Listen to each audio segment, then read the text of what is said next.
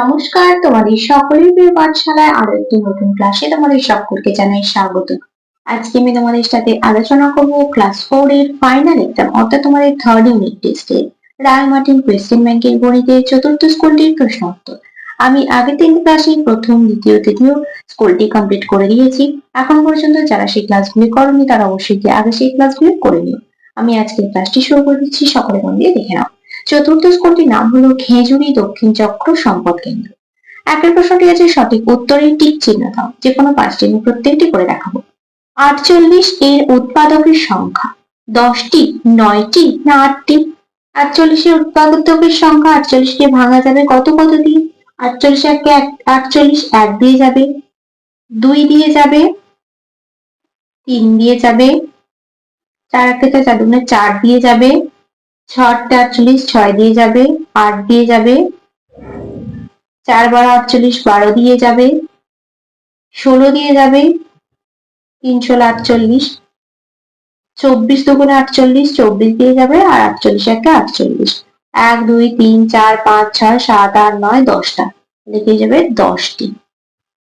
0.08 কে সামান্য ভগ্নাংশে পরিণত করলে হয় 8/10, 8/1000 না 8/100?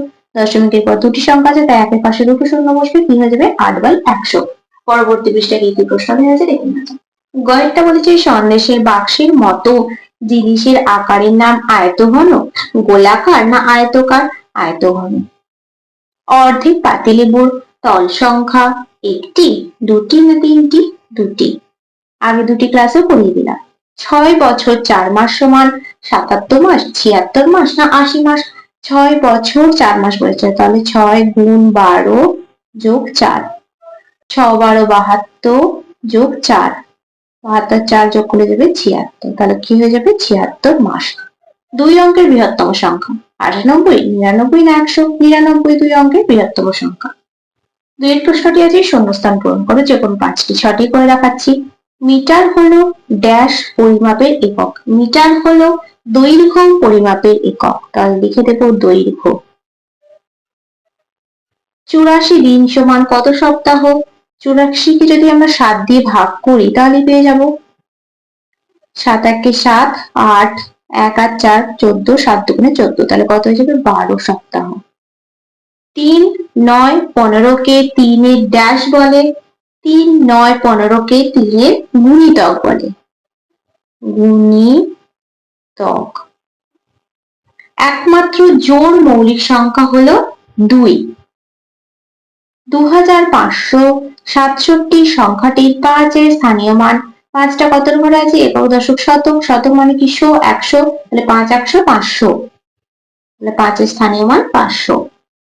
90 গুণ 60 সমান 70 গুণ কত হবে? এই দুটো গুণ করলে কত হবে? 7 0 0 7 9 63, তাহলে 70 সাথে কত গুণ করলে 630 হবে? 70 সাথে 9 গুণ করলে, তারপর 9 0 0 7 9 63।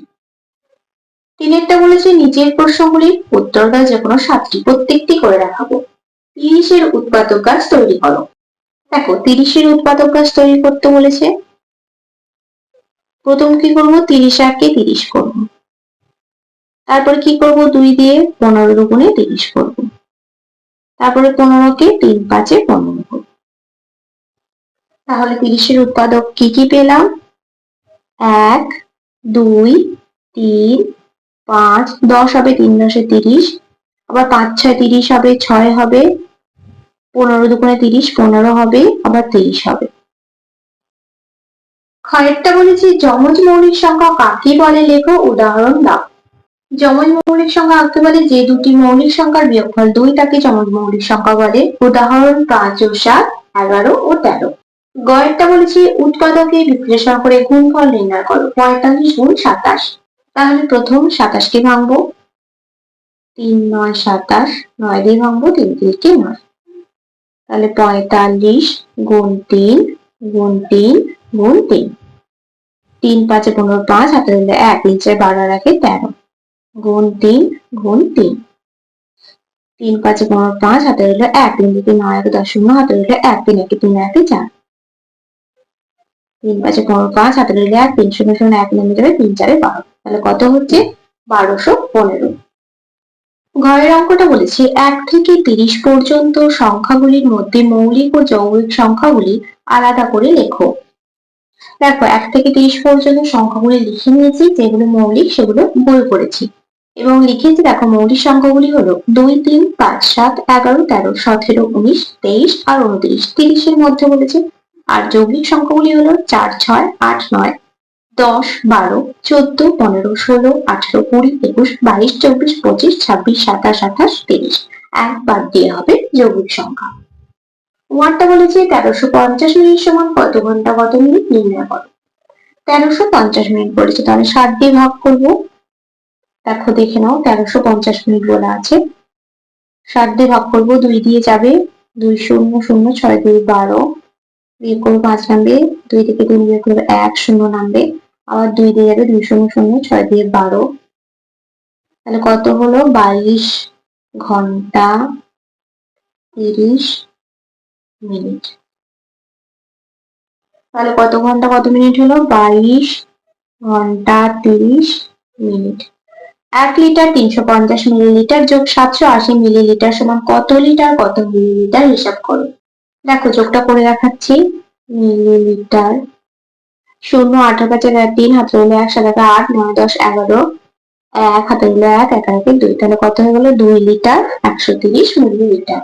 তাহলে এখানটা লিখে দেবো কত 2 লিটার 130 মিলিলিটার। তারপরে বলেছে দেখো পরস্পর মৌলিক সংখ্যা কাকে বলে, লেখো উদাহরণ দাও। 2 বা ততোধিক সংখ্যার গরিষ্ঠ সাধারণ গুণনীয়ক বা গসাগু 1, তাদেরকে পরস্পর মৌলিক সংখ্যা বলে। উদাহরণ 8 ও 15 এর গসাগু 1, তাই পরস্পর মৌলিক সংখ্যা। 8 আর 15 আর 13 ও 27 এর গসাগু 1, তাই 13 ও 27 পরস্পর মৌলিক সংখ্যা। মৌলিকটা বলেছে পরের বিন্যাস গুলি লেখো। A Z B Y C X D W E V H, তারপর A B C D E, তারপরটা হয়ে যাবে F, তারপরটা হয়ে যাবে G, তারপরে V W X Y Z, তাহলে V এর আগে কি হয় U, তার আগে কি হয় T, তাহলে কি হয়ে গেল F U G T। ঘরটা বলেছি 4 জোড়া নারিকেলের দাম 80 টাকা হলে একটি নারিকেলের দাম কত লেখো। দেখো 6 অঙ্কটা করে দেখাচ্ছি।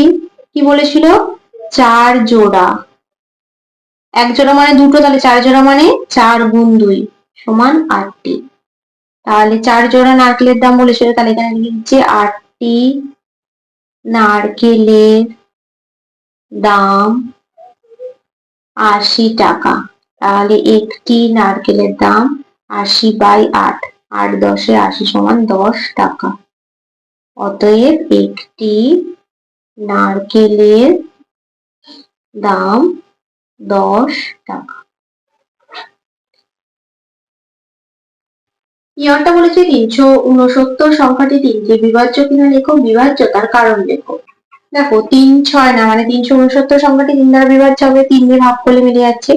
বিভাজ্যতার নিয়মটা দেখো 3 যোগ 6 যোগ 9, তিনটির সঙ্গে যোগ করলে কত হচ্ছে 18, তাহলে 3 4 18।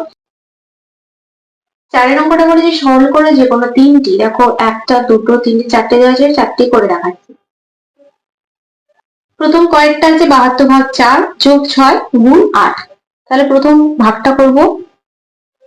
4 একে 4, 5 6 7 32, 4 32 যোগ 6 গুণ 8, তাহলে কত হবে দেখো 18 যোগ 6 48, 8 8 16 6 3 4 5 6, কত হচ্ছে 66। কয়েকটা আছে দ্বিতীয় বন্ধনী, প্রথম বন্ধনী 7 যোগ 5, প্রথম বন্ধনী গুণ 10, দ্বিতীয় বন্ধনী ভাগ 3, তাহলে কি করবো দেখো প্রথম 7 আর 5 যোগ করে 12 গুণ 10 ভাগ 3, তাহলে দুটো গুণ করলে হবে 120 ভাগ 3, 3 4 12 শূন্য, কত হয়ে যাচ্ছে 40। তারপর গয়ের অঙ্কটা করে দেখাচ্ছি, দেখে নাও। দেখো গয়ের অঙ্কটা এটা দেওয়া আছে 28 বিয়োগ দ্বিতীয় বন্ধনী 9 যোগ 2 গুণ প্রথম বন্ধনী 7 বিয়োগ 3 প্রথম দ্বিতীয় বন্ধনী ক্লোজ। তাহলে প্রথম বন্ধনীর কাজ আগে করব, 28 বিয়োগ এমন লেখা ছিল লিখবো, দুটো বিয়োগ করলে কত হয়ে যাবে 4, 28 বিয়োগ দ্বিতীয় বন্ধনী 9 যোগ 4 দুগুণে 8, 28 বিয়োগ 8 আনা 17, না 10 আর 12 যত মাস হলো 17, এটা কত হয়ে যাবে 11।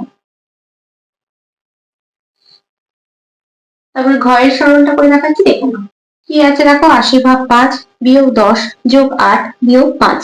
তাহলে প্রথম ভাগটা করবো 5 16 80 বিয়োগ 10 যোগ 8 বিয়োগ 5। তাহলে যোগটা এদিকে আসবে 16 যোগ 8 বিয়োগ 10 বিয়োগ 5। 16 8 যোগ করলে হবে 24। 16 7 8 19 20 21 22 23 24। 24 বিয়োগ 10 বিয়োগ 5। 24 আর 10 বিয়োগ করলে হবে 14 বিয়োগ 5। 14 থেকে 5 বাদ দিলে কি আসবে? 9 5 6 7 8 9 10 11 12 13 14। পাঁচের অঙ্কটা বলেছে নিম্নলিখিত প্রশ্নগুলির উত্তর দাও, যে কোনো 3টি 4টি করে দেখাবো। কয়ের প্রশ্নটি আছে পূর্ব মেদিনীপুরের খেজুরি চাষি রজত বাবু পান পাতার গোছ তৈরি করেছে।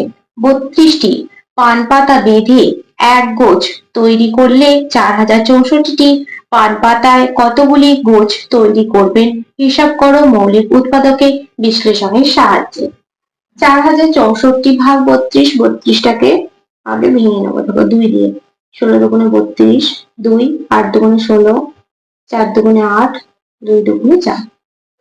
4064 ভাগ 2 ভাগ 2 ভাগ 2, কটা 2 আছে? 1 2 3 4 5টা, ভাগ 2 ভাগ 2। এবার এই ভাগটা আগে করবো। 2 দুগুণে 4 0, 3 দুগুণে 6, 2 দুগুণে 4 ভাগ 2, 4টে 2 লিখবো। মুখোমুখি না পারলে তোমরা পাশে ভাগটা করে দেখবে। তারপরে কি করবো? 2 1 কে 2 0, 2 1 কে 2 6 দুগুণে 12, এটা হয়ে গেল। এবার 3টে 2, এবার এই দুটো ভাগ করবো। 5 দুগুণে 10, 0 8 দুগুণে 16, 16টা বসালাম, যেহেতু দুটো সংখ্যা একেবারে নামানো যায় না তাই। এবার এই দুটো ভাগ করবো। 2 দুগুণে 4 1, 5 দুগুণে 10, 4 দুগুণে 8, 2 1 কে 2, 2 দুগুণে 4, 7 দুগুণে 14, কত হচ্ছে? 127। তাহলে দেখো কি লিখে দেবো, যে কতগুলি গোছ তৈরি করবেন। তাহলে এখানে লিখবো অতএব 127টি গোছ তৈরি করবেন।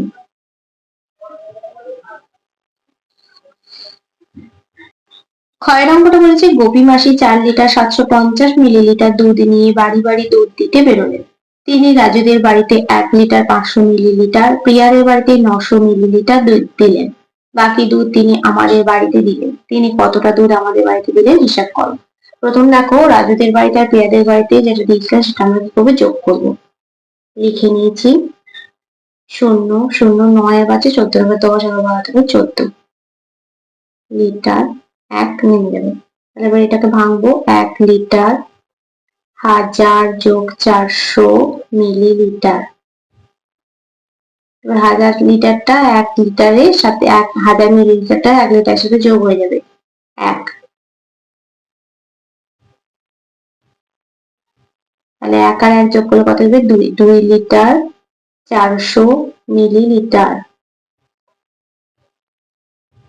এবার দেখো সে মোট কতটা দুধ নিয়েছে? 4 লিটার 750 মিলিলিটার। তাহলে 4 লিটার 750 মিলিলিটারের সাথে 2 লিটার 400 মিলিলিটার কি করব? বিয়োগ করব।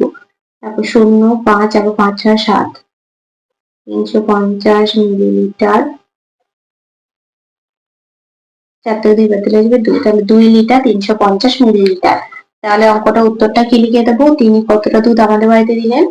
অতএব তিনি 2 লিটার 350 মিলিলিটার দুধ আমাদের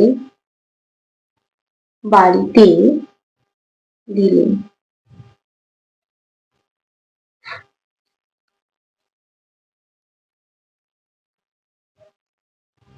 গয়ের অঙ্কটা বলেছে পুতুল মাসি গত সপ্তাহে 5 দিনে মোট 300টি ঠোঙা তৈরি করেছে।